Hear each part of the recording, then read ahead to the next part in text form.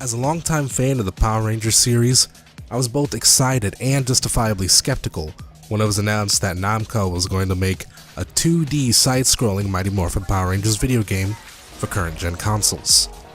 I, much like most fans my age, grew up with the Mighty Morphin Power Rangers, so to hear that a new video game was coming out, that's a pleasant surprise.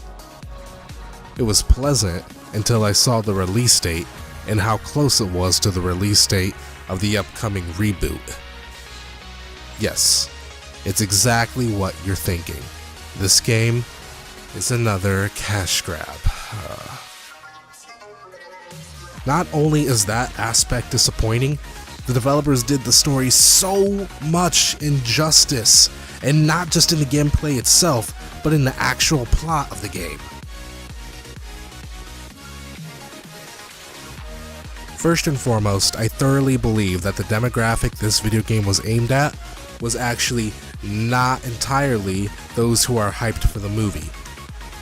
One of the biggest criticisms of the upcoming reboot is that it's just that, a reboot.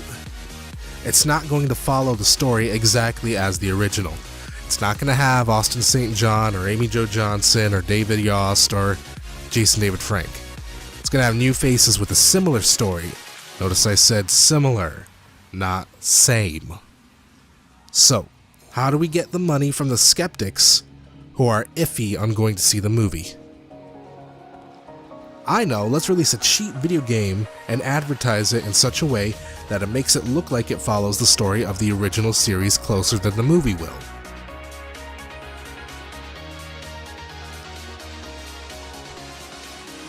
What I'm saying is that this video game didn't really target every single Power Rangers fan, just the people who are skeptical of the new reboot, at least in my opinion.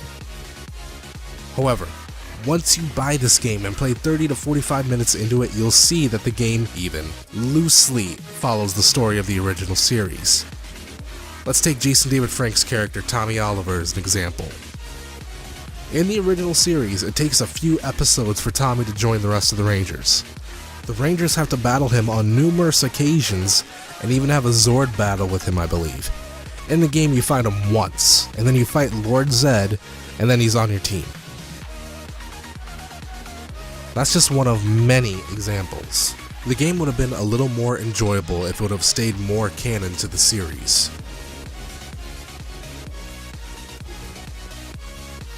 As someone who considers himself a huge fan of the series, I was borderline social justice warrior triggered when they used the Power Rangers Samurai theme for the original Mighty Morphin Power Rangers.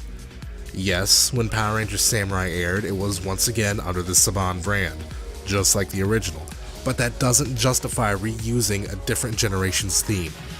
There is no excuse for that, and at the very least, the developers should have remixed the original theme.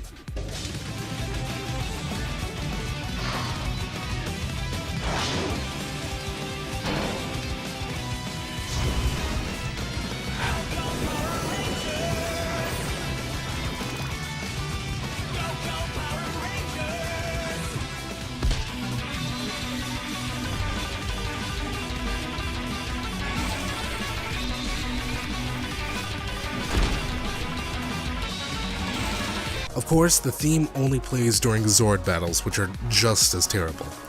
The much older Power Rangers game that was also terrible, which I believe was Power Rangers Lightspeed Rescue, they even got Zord battles right. They put you in first-person view of the Zord, and you got to control the Zord itself, rather than just initiating a fucking QuickTime event. That game was awful too. Much like other reviewers have already said, the hitboxes in this game are absolute garbage, and the game itself feels like it was rushed to meet a deadline. It glitches out every now and again, and the main issue is the music. I'm not sure if that's the music track that's glitched and it doesn't play on certain stages, or if the developers literally left in a track of silence in the in-game playlist. What I can appreciate a little bit from the game is that they try to add a level up aspect to give you some form of goal within the game, but I find myself more often than not mashing square and triangle rather than just stringing together combos like the game is trying to tell me to do.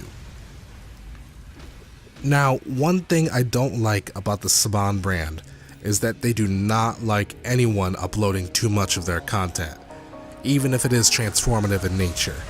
I know this from experience because before I uploaded these videos, way back in 2009 I was uploading Power Rangers videos, alongside movie clips of The Outsiders. Many times, when I attempted to upload a scene or a montage of a certain type of morph sequence, my videos would either be monetized within the hour or taken down. Which, in all fairness, is okay, it's their content and I didn't pay them to use their content. But, one thing I will not be okay with is this. This fucking watermark happens when you attempt to take a screenshot within the game. Watermarking screenshots of a game that I paid you for is absolutely horseshit. If there is an option that I can change it in the menu somewhere to remove that watermark and I missed it, I apologize. But the fact that this watermark shows up when I'm trying to share a screenshot is absolute garbage. No other game developer does this. The fact that you have to watermark screenshots in your video game that your consumers paid for is absolutely fucking shit. I mean, what are your consumers gonna do if you don't watermark it? Are you afraid that someone who bought the game is gonna try and pass off the Power Rangers as their work of art? Is that why you did this? The Power Rangers are one of the most recognizable brands in existence. There's over 20 generations of them, for fuck's sake. Okay, before I close out the shitty review, let me just talk real quick about nostalgia in modern day media. Nostalgia in Hollywood is spreading faster than herpes in Las Vegas. Millennials like nostalgia. That's why you're seeing a lot of reboots of old movies or old series now. If a millennial tries to experience something like Mighty Morphin Power Rangers Mega Battle and are extremely disappointed with the experience, a lot of them are going to say something along the lines of, my childhood, you ruined my childhood. Brrr. If you don't like this game, and trust me, I don't either, but if you don't like this game, Mighty Morphin Power Rangers is still a thing you can enjoy. It's still a series that you can buy on Blu-ray. It's still something that you can buy or watch or stream on the internet. You can still enjoy the original Mighty Morphin Power Rangers. This game didn't stop you from doing that. The only thing this game did is took 3 to 4 hours of your life that you'll never get back. It did not ruin Power Rangers for you. Disney did. For me, personally, it's nice seeing modern day companies and publishers like Bandai Namco noticing these old school nostalgic gems that are the Power Rangers and giving them some attention. It tells me that to some big names, hey, the old Power Rangers are still alive. They're still cool, and I think they're still worthy of a game. But I guess that only holds a little merit because it's indeed a cash grab. Anyway, to close out this video, I gotta say, the game is bad. It's really bad. It's not worth the $15 that it's being sold for. It's worth maybe $5, and even that's pushing it. My final rating is 2 out of 10. The 2 is for the sake of nostalgia and the cheap price, but nothing else. In fact, I'd go as far as to say that it'll be free for PlayStation Plus members in a couple months. Thanks for watching, and if you enjoyed, leave a like and maybe even subscribe. Until next time, guys, see ya.